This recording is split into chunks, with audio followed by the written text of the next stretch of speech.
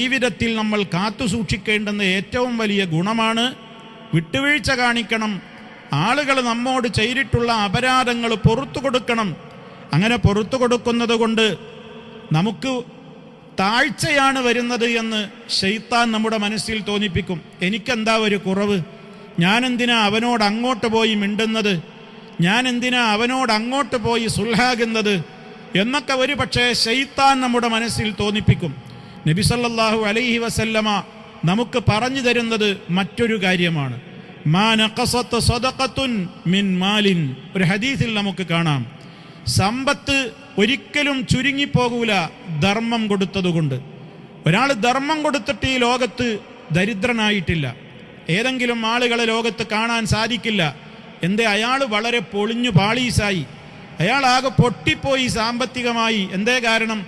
അയാൾ ധാരാളം ധർമ്മം കൊടുത്തിട്ടൊക്കെ തൊലഞ്ഞു പോയി എന്ന് ആരെങ്കിലും ഇന്നുവരെ പറയുന്നത് കേട്ടിട്ടുണ്ടോ? അങ്ങനെ സംഭവിക്കൂലാന്ന് അള്ളാന്റെ റസൂലാ നമുക്ക് റബ്ബിന്റെ വഹീന്റെ അടിസ്ഥാനത്തിൽ പറയുന്നത്.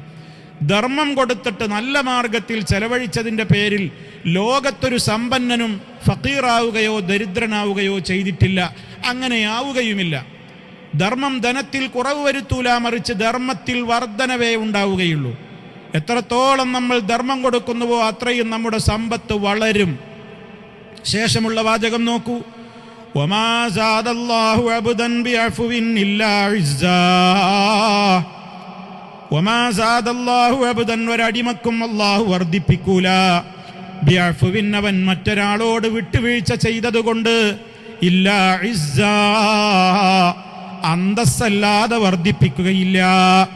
നമ്മൾ മറ്റൊരാൾക്ക് പുറത്തു കൊടുത്തതുകൊണ്ട്, നമ്മൾ മറ്റൊരാളോട് വിട്ടുവീഴ്ച ചെയ്തതുകൊണ്ട് നമ്മുടെ അന്തസ്സ് ഉയരുകയല്ലാതെ ഒരിക്കലും അത് തകരൂല.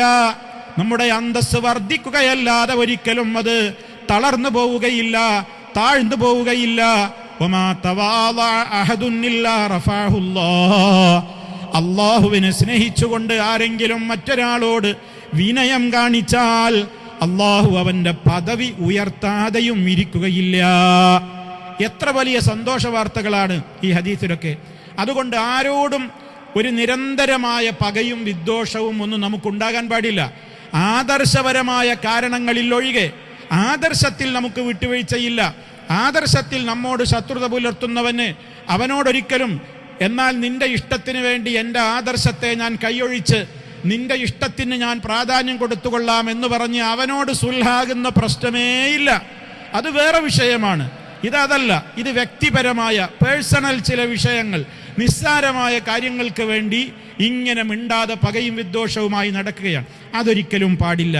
നബി സല്ലല്ലാഹു അലൈഹി വസല്ലമയുടെ കാലത്ത് നടന്ന ഒരു സംഭവം സഹാബത്ത് റിപ്പോർട്ട് ചെയ്യുന്നുണ്ട്. എന്താണ്? ഇന്ന് പലപ്പോഴും ആളുകൾ ഏറ്റവും ദേഷ്യം പിടിക്കുകയും അതുപോലെ തന്നെ പുറത്തു കൊടുക്കാതിരിക്കുകയും പല അവസരങ്ങളിലും മർദ്ദിക്കുക പോലും ചെയ്യുക ആരെയാണ്? തൻ്റെ കീഴിലുള്ള സെർവൻറ്റിനെയാണ്, തൻ്റെ കീഴിലുള്ള ഭൃത്യൻ, അടിമ.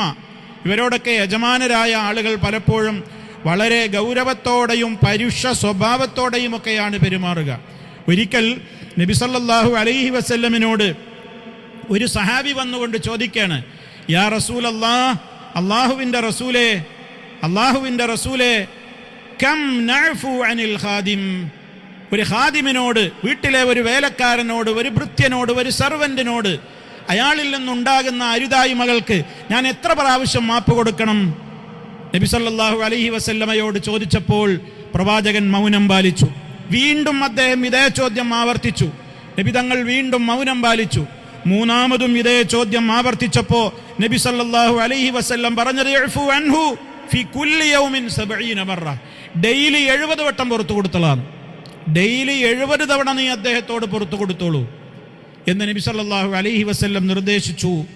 അബൂദാവൂദ് റിപ്പോർട്ട് ചെയ്ത ഈ ഹദീസിന്റെ സനദ് സഹീഹാണെന്ന് സിൽസിലത്തുൽ അഹാദീസ് സഹീഹയിൽ ഷെയ്ഖ് അൽബാനി റഹിമഹുല്ലാ രേഖപ്പെടുത്തിയതായി നമുക്ക് കാണുവാൻ സാധിക്കും. സഹോദരങ്ങളെ, എത്രത്തോളം ധാരാളക്കണക്കിന് ഹദീസുകൾ ഈ വിഷയങ്ങളിലൊക്കെ നമുക്ക് കാണുവാൻ സാധിക്കും. ചുരുക്കത്തിൽ ഈ ആയത്ത് നമുക്ക് പഠിപ്പിച്ചു തരുന്നത് വിട്ടുവീഴ്ചയുടെയും അതുപോലെ തന്നെ പരസ്പരം മാപ്പാക്കുന്നതിൻ്റെയും പുറത്തു കൊടുക്കുന്നതിൻ്റെയും ഒക്കെ പ്രാധാന്യമാണ്. ഈ സംഭവം അബൂബക്കർ സിദ്ദീഖ് റളിയല്ലാഹു അൻഹുവിൻ്റെ വിഷയത്തിലാണ് അവതീർണമായതെങ്കിലും ഖിയാമത്ത് നാൾ വരേക്കുമുള്ള എല്ലാവരോടുമുള്ള ഒരു കൽപ്പനയായി ഇതിനെ നാം കാണണം. മനസ്സിലാക്കണമെന്നാണ് ഈ അവസരത്തിൽ എനിക്ക് എന്നോടും നിങ്ങളോടും ഓർമ്മപ്പെടുത്തുവാനുള്ളത്.